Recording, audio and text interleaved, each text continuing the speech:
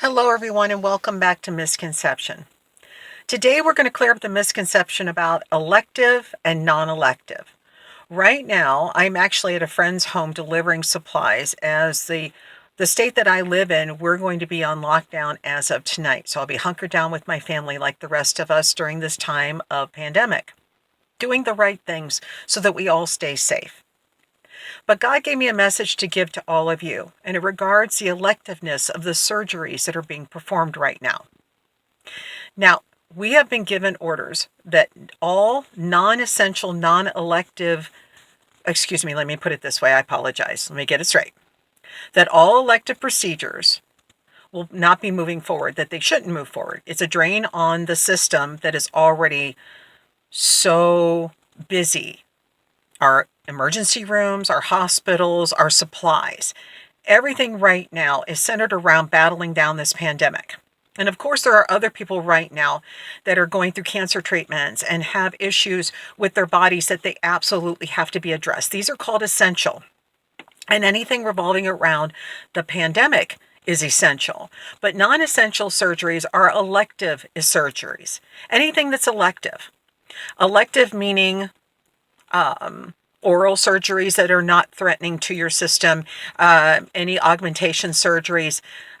For example, my son, he has a cyst that is on top of his head that's in between his scalp and his bone, and it grows, but his surgery was actually canceled recently to remove it because they don't consider it essential at this time.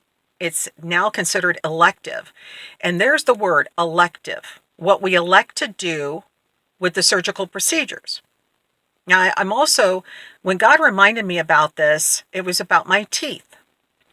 When I was born, well, before I was born, my mother took tetracycline when she was pregnant with me, which was a common thing during that time.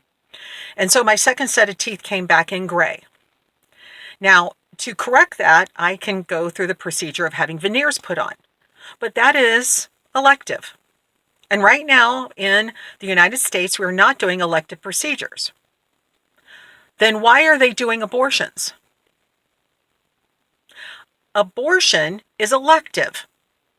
Or you would not have women walking around with signs and banners and websites, my body, my choice. Choice. And they consider abortion a choice in their reproductive care. It's a choice. That means it's elective. I want everybody to think about all the abortion clinics around the United States and the drain on our medical system right now. Do you know at the Orlando Women's Center down in Florida, they had new medical equipment delivered a few days ago? Are you kidding me?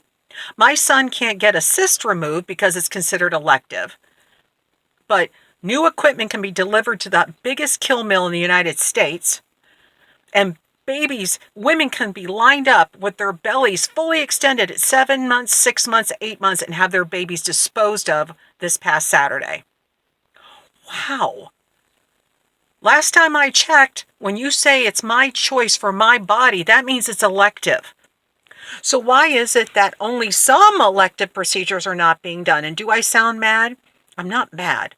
I am puzzled. I am positively puzzled. I'm stymied by this. I always say I can't shake my head hard enough. I really can't. And when there's people in our government saying this is about protecting children and them getting their lunches and making sure they're okay, I really wish those Congress people would quit using words they don't understand when they talk about protecting children. Because we all know when a woman's pregnant, she's got a child in there. So unless you're putting protections for all children, wow, watch what you say. We do need to protect all of our kids, unborn and born. We do. And in this time of pandemic, of crisis in the United States and around the world, why are we holding up rights for people to kill more people?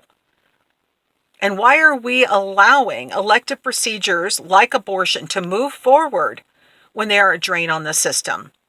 Face masks, gloves, ventilators, and blood. And we are concerned about blood right now because we don't know about bloodborne possibilities with this pandemic. We don't know.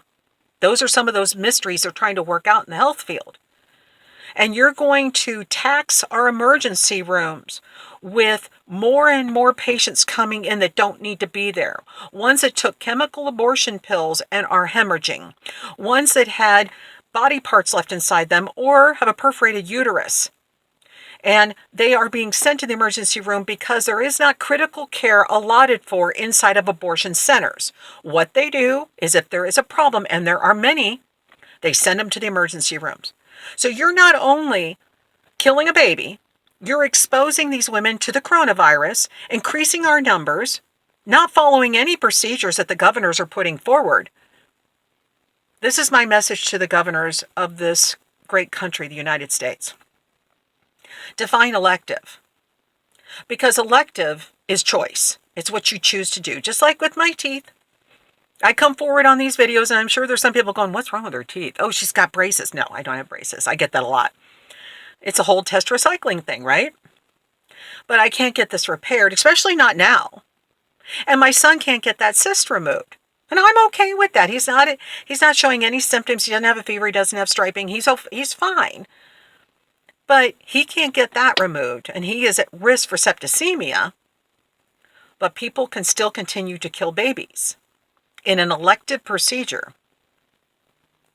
I think we need to watch who we elect when it comes to elective procedures. That's my personal opinion. But for now, I'm going to sign off with this video telling you this on misconception. It is a misconception that abortion is viable health care for women, so it needs to move forward, including in time of pandemic. It is actually an elective procedure. And for those in the abortion industry, we need your masks, we need your new shiny equipment, and we need your face mask, your gloves, and your new shiny equipment, and all of your resources to help get us through this pandemic. That people are being locked down in their houses, taken away from their jobs, kids out of school. Now, some of this stuff is a good thing because it can help, but most of it is a drain on our economics and our society. More people are being put at risk. So much for safe when it comes to abortion. Let's get it right. And yeah, people are saying, oh, the pro-life people are going to take full advantage of this. Excuse me, all I've ever seen is lines outside these abortion clinics right now in a time of pandemic, of social distancing. So if my family and I can lock down and follow these procedures, I think everybody else can too. And for those out there that are thinking about getting an abortion right now, let's stop and think. Take this time of lockdown to truly know what you're doing. You don't want to live with what happens afterwards, and you are putting your child and yourself at risk, as well as an entire society. I know that sounds extreme, but if you're going to call something a pandemic, I think extreme is in the rearview window. And speaking of rearview window, I got to get back to my house. Have a great day, everyone. Stay safe. Social distancing is the way to go right now, but that doesn't mean you need to be distant from God. Get into the word of the Lord. Get into his holy word. Spend time with your family. Treasure this time. And if you see someone in need and they're in a difficult circumstance, be the one that's helpful, not the one that drains. Have a great day, everyone. And may God bless each of you in his own way today. Bye-bye.